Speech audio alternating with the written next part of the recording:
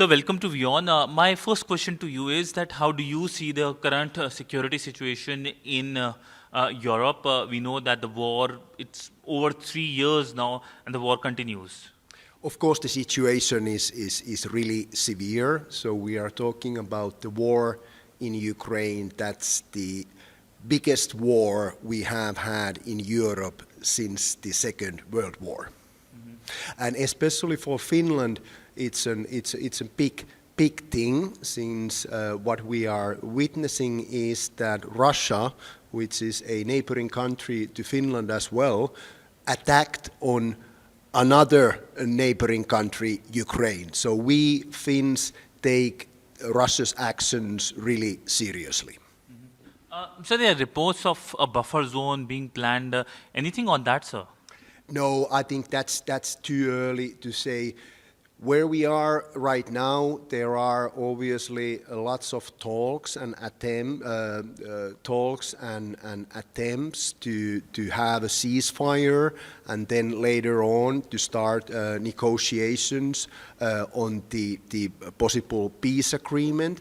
But we are not yet there. So we have seen that the U.S. government and especially President Trump has been active.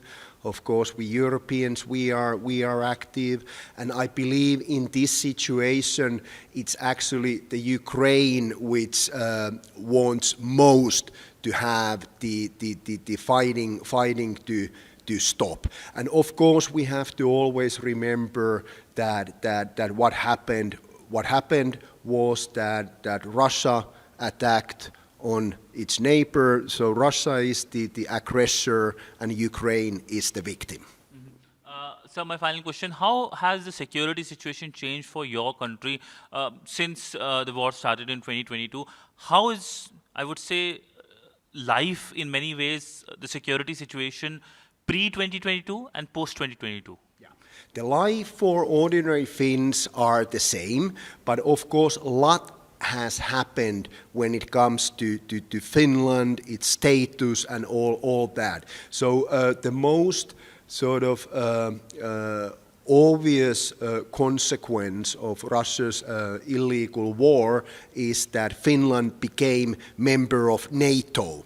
So the situation was actually that 3 days before the full-scale invasion started, around 70% of the Finnish public was against NATO membership. 3 days after the aggression started, 70% of the population was for NATO membership. So basically for us, it's about security. So we saw dramatic change in our neighborhood when it comes to security, and the response by the Finnish government and also by the Finnish people was to join the NATO. And the reason to do that was, of course, the security.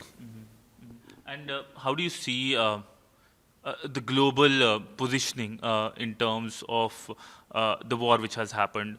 We know that there is a complex picture, I would say, in the global south. So what's your sense like? Because many would say that they would see Europe as well standing when they face the issues. Yeah.